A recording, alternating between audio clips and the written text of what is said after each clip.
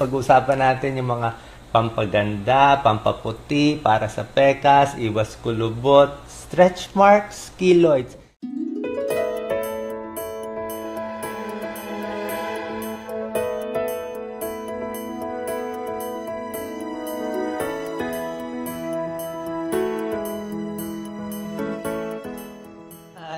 Kasama natin, walang iba kundi si Dr. Cathy Go, napakagaling na dermatologist, skin expert. Birang-bira to. Free consult sa derma. Alam naman natin, mahal ang consult sa derma. Dr. Cathy, pampaputi. Siguro pampaputi muna. Oh, sige po. Yung kasi ang marami nagtatanong. Oo nga, gusto nila magpaputi. Oo. Well, kung talaga kayo manggi po tayo, baga kasing kulay po tayo ng original po nating mga ninuno, medyo mahirap pumuti. Pero pag ayaw po nating umitim palalo, sunblock po. Minimum po, maglagay po ng sunblock. Lalo po sa exposed areas. Okay? Now, sa mga whitening... Anong klaseng sunblock? Well, pang swimming po nating sunblock, pwede na po yan. Yung mga over the counter natin. Ang tip lang po natin sa sunblock, gamitan po ng SPF 50.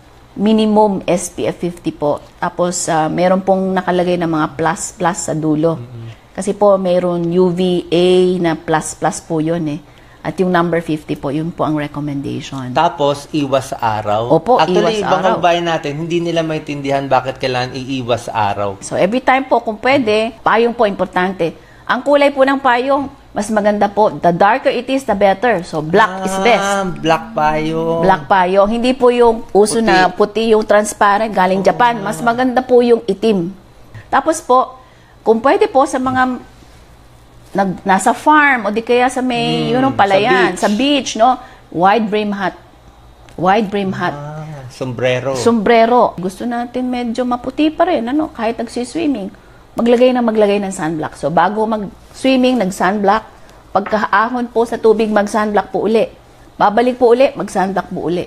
So, sunblock po ng sunblock. Meron bang medyo murang sunblock? Ang daming sunblock, yung iba mahal eh. Oo nga eh. Pero lahat sila mahal talaga. Kaya, iniisip ko kung ano yung mura.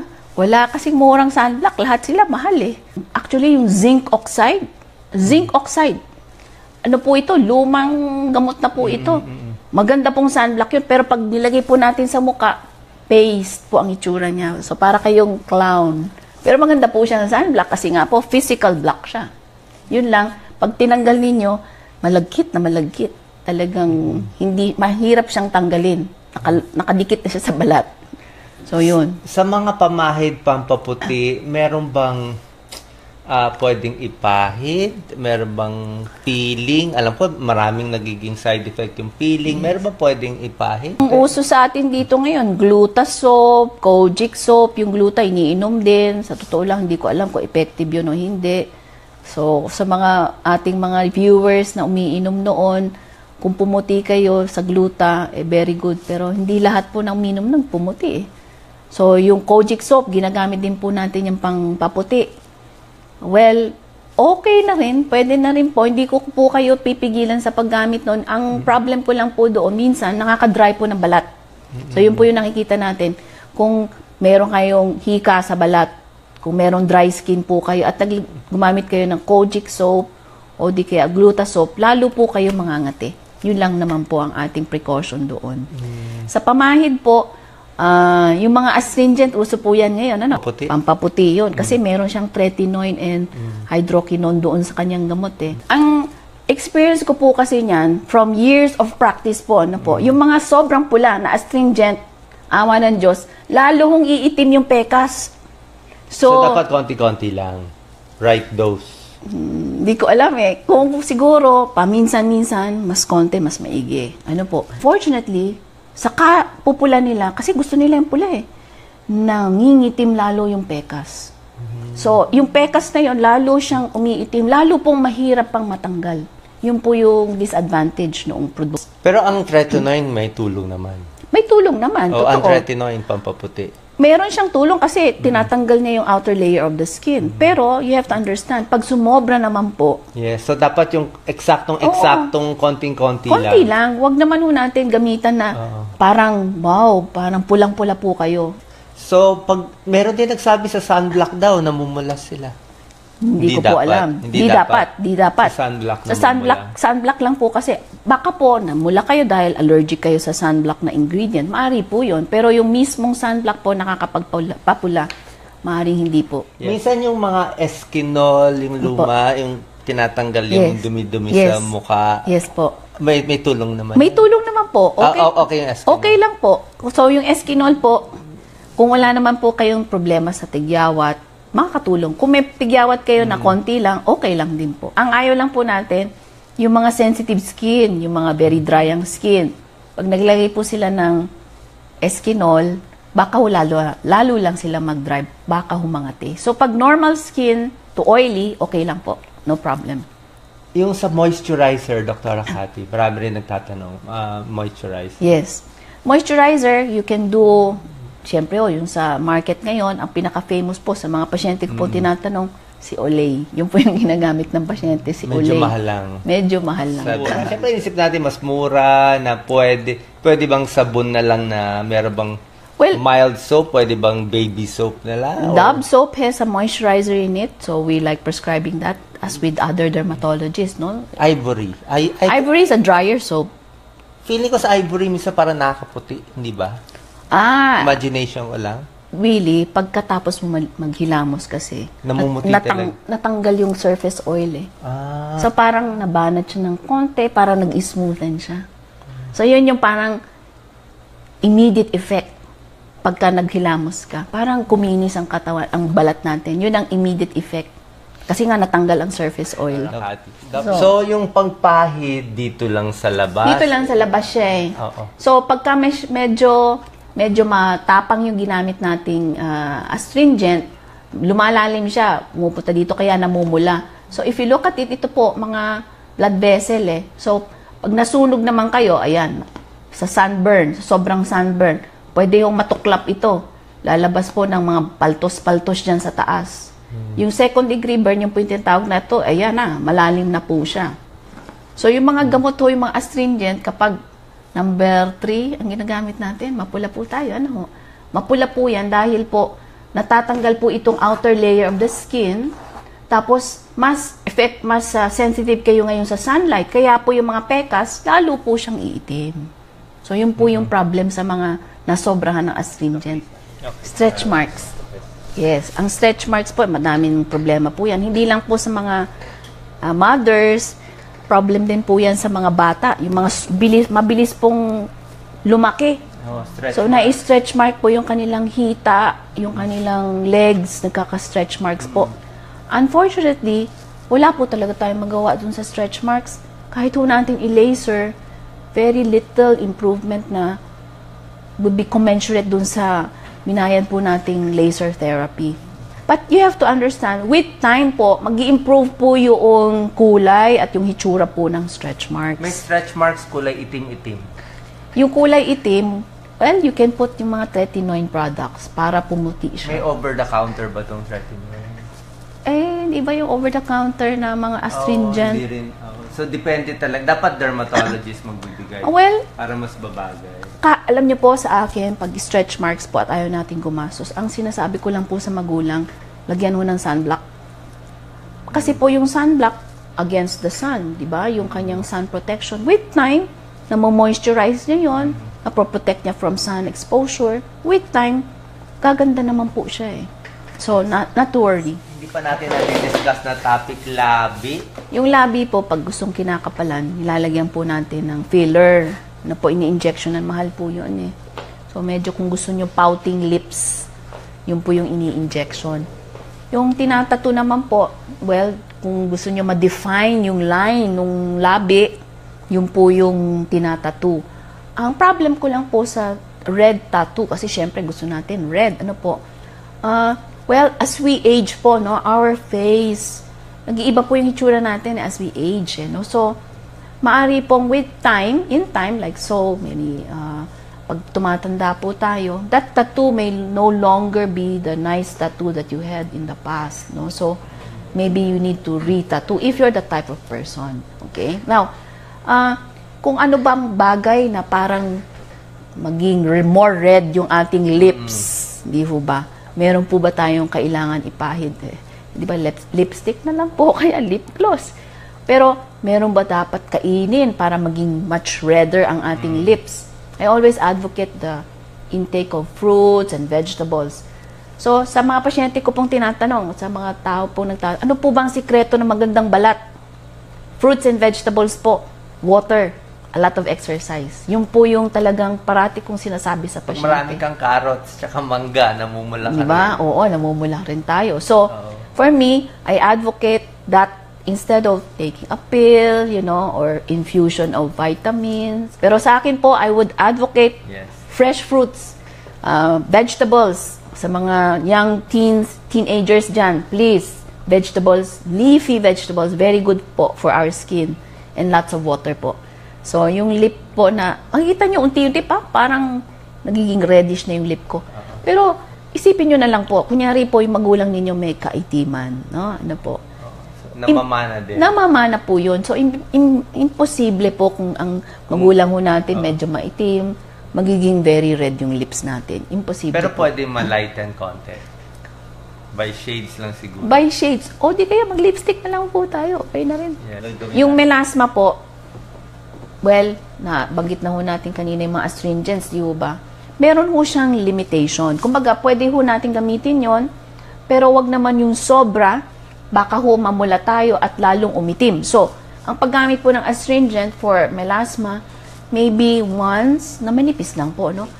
May technique po ako para sa paglagay ng astringent, no? Kung hindi ho natin maiwasan na, nandito na, nabili ko na astringent, ano po ba ang pwede kong gawin? So, yung astringent po, ginamit po niyo sa cotton ball, di ho ba?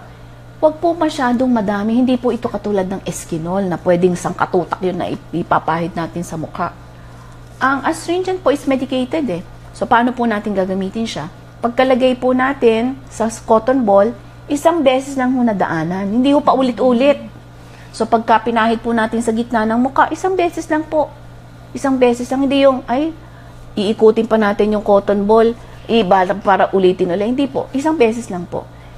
Kung pwede po, once a day, lalo po mas maganda sa gabi. Kasi po sa morning, gusto ko po maglagay po tayo ng sunblock. So, yung sunblock po, importante every day. Kahit lalabas po kayo ng bahay o hindi, maglalagay po tayo ng sunblock. Tapos po yung ating astringent, sa gabi na lang. Now, yung freckles po, syempre, pag nilagyan nyo ng astringent, syempre may tulong din po yun. Pero huwag po natin kakalimutan yung sunblock sa umaga. So, both the astringent can work for the freckle and it can also work for melasma. Yes. Vitiligo, please. Please, vitiligo. Oo nga. Okay, meron po akong another tip. Pwede po natin, pagka vitiligo po, no, yung talagang isolated places. Meaning to say, basta ho, hindi sa labi, sa tips of the finger, yun po yung pinakamahirap matreat ng vitiligo. Mahirap po siyang mabalik ng kulay. Pero doon sa exposed areas, pwede po niyong gamitan ng perfume, any perfume. Lagyan niyo po yung dot na yon every morning. Babango kayo, tapos meron pong sun-attracting factor yung mga perfume. So, yung eau de cologne. Yung po yun, sa sun-exposed areas po. No? So, kunyari, meron kayong vitiligo sa, let's say, sa kamay o sa braso, lalagyan niyo po ng perfume yung gitna every morning. So, with time, it's a sun tanning solution. With time, it will, babalik unti-unti yung color. Pero, I will have to tell you, there is really no cure for vitiligo. Wala po siyang cure talaga. So, for women who want to make, look good right away, camouflage it with makeup. Ganun na lang po. I-foundation na lang po natin siya. Pero, wala po Talagang ganun po. Mahirap po siyang i-treat. Parang butlig-butlig. Parang minsan may ganito rin ako ito. Parang butlig-butlig. Para siyang sebaceous hyperplasia. Dalawang bagay ang pwedeng sebaceous hyperplasia or milia.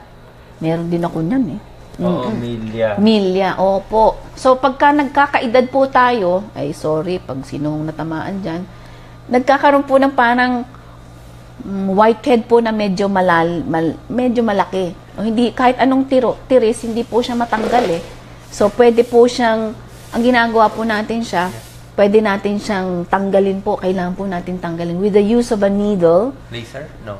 No. We apply anesthesia cream and then we either burn it or we use to prick open with a needle point and then remove the sebum o yung laman pong parang whitehead sa loob.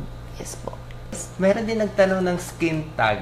Marami ring skin tag, yeah. kilikili, Yes. yung balat na naka Oo, kuntil sa Tagalog. Kuntil. Correct. Yung kuntil, medyo po mas madami siyang nakikita natin sa may katabaan. No? So, pag medyo mataba po kayo, mas marami pong kuntil na lumalabas. Ano pong pwedeng gawin doon? Hindi po pwede natin gawin na pamahid eh. Kasi po, kailangan po talagang sunugin. So, kinocauterize po natin siya. Yung mga, iniisip ko kasi, Willie, kung merong paraan para makatipid, no? Yung mga pang-warts? Dewart o yung mga ganun. Mahal din po yun, si Yung Dewart. pang-warts? Oo, mahal din siya. Ang problem lang po kasi doon, ganito po yun eh. Okay sana po yung mga gamot na yun. Kaso lang po, pag ginamit nyo po yun sa skin tag, sa kuntil po, you have to understand, nasa fold po siya eh. So, pag naglagay po kayo ng chemical na yun, pwede pong malagyan yung ibang parte ng leeg ninyo, masusunog, yes. So, kung may kuntil kayo sa kilikili, nilagyan ninyo yun, tutulo. Hindi nyo na natanggal o na ayos na maigi. Pagkababaho ng kilikili, syempre pinagpawisan, pwede kong kumalat yung fluid, yung chemical in the other areas of your armpit. Kaya po nagkakaproblema. Ito, keloid. Keloid. Oo nga. Peklat. Peklat ba tawag dito? Hindi, Well, keloid siya. keloid, oo. Peklat rin ang keloid. Yes, oo. laki ng keloid. Oo, mukhang wart siya. So, keloid and wart, ang daming may ganitong problema. Yes. Okay. Ang keloid po, meron po akong tip. Oo, yung keloid po, ganito po yan eh. Pagkapag nandoon po siya sa area of tension, dito po sa dibdib, ito po sa braso. Pag na-stretch po kayo, binat-binat po kayong ganyan, lalo po siyang lalaki. So, kung ayaw ninyong lumaki siya, pag niinat kayo, naalala, ay may keloid pala ako, dapat pa ganun. Payakap, hindi po palabas. Okay, payakap po tayo. Kasi po, yung stretching ng skin pong yon, lalo po siyang magpapalabas papalaki ng keloid. So, ano pong pwede natin gawin? May tip na naman po ako ulit.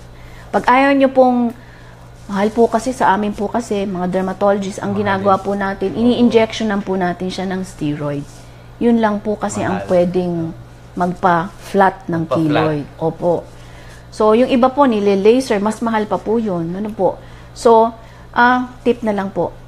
Kung ayaw nyo pong lumaki at lumambot na lang sana yung keloid, compression po. Compression. Ano pong compression? Let's say, for example, meron po kayong keloid sa knee, no? I-bandage nyo po siya. Compression. So, pag kino-compress nyo po yun kasi, napipigilan po yung pagbanat ng balat. Kaya po hindi lalaki. So, in movable joints, yun po yung problem. Dahil sa movement, lalong lalaki ang keloid ko. So, ang pinaka-minimum, kung hindi po natin kayang magpatingin sa doktor at magpa-inject, balot po ng bandage. Yes, no? Now, in areas na hindi natin mabandage, what you can do also is use a tape. Tape po. No? Adhesive tape. Yun nga lang, medyo, kung ito po yung keloid natin, medyo may space po siya na para ma-stretch po natin yung tape over. No? So, hindi po eksakto, meron po siyang parang allowance.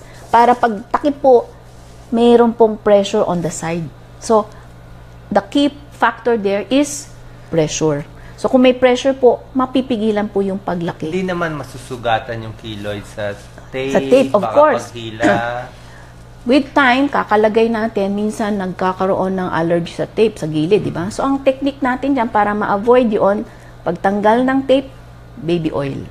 Lalagyan po natin yung gilid ng baby oil para hindi siya ma-irritate sa tape.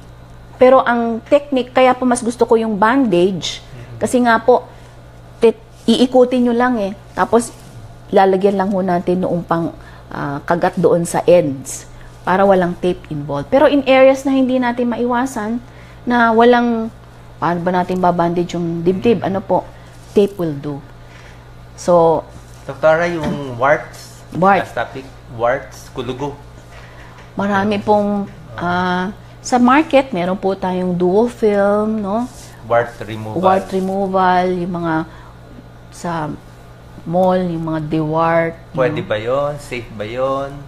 Ganito po yan eh. Ang aking problem lang po sa ibang wart removal products, mismo nunal, ginagamitan nila ng wart removing product. Hindi, sa akin po, mali yun. hindi po pwede yun. Kasi Delikado. po, we want to make sure yung wart, wart, hindi ko pa, kaya nga ang pangalan niya, dewart. Pero I do not advocate that it be used to remove moles, no? Kasi yung moles po, pwede ho maging cancer yan eh. So, mas maigi kung hindi po kayo tiyak kung nunal ba yan, na kailangan tanggalin, patingin po tayo sa doktor. Kasi po, maari pong cancer yon kung hindi natin naalagaan. Pero for regular wart, it's alright to use. However, I would suggest patients to be very careful kapag gagamitan po natin siya sa mukha. Kasi po, pag hindi tama po yung pagpahid, na padami, lalalim, peklat po na malalim. Yun po yung problema sa mga chemical reagents na yan. Sa kamay po, okay, kung gusto niyong subukan, o kaya sa ibang parte ng katawan niyo po. Pero yung sa mukha po at sa liig, I would suggest not for you to use it. Sa dermatologist na lang.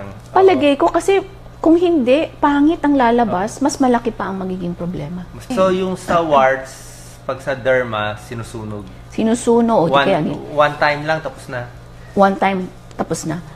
Kung sa mga, may tip ulit po ako, ano po, para hulang matama natin yung paggamit, ano po. Kunyari po, gagamit po kayo ng solution for removing a wart. Okay, may technique po akong i-share sa inyo. Kunyari po, may wart kayo dito sa kamay. Yung paligid po ng wart, lagyan nyo po muna ng petroleum jelly. Para ho, paglagay nyo ngayon ng solution, doon lang siya pupunta, hindi po siya mapupunta sa paligid na normal skin. So, ganun po ang gagawin natin. Lagyan po muna ng petroleum jelly yung paligid. Tapos po yung wart solution na yon, lagay po doon natin sa gitna. Para doon lang po siya sa gitna malalagyan. And then try to observe it. Another day, the following day, do the same. Apply the petroleum jelly on the periphery or the gilid. Tapos po, lagyan noong wart solution on the middle. Tingnan nyo po. Usually po, pinipair yan eh. Kaya, nililinis, no? Ginugupit. Ginugupit yung mga ibang wart solutions, no? Pero, in some cases, titigas and then you just peel off. Pero, para lang ho hindi kumalat yung solution sa ibang lugar, I would always recommend that you apply petroleum jelly around the area.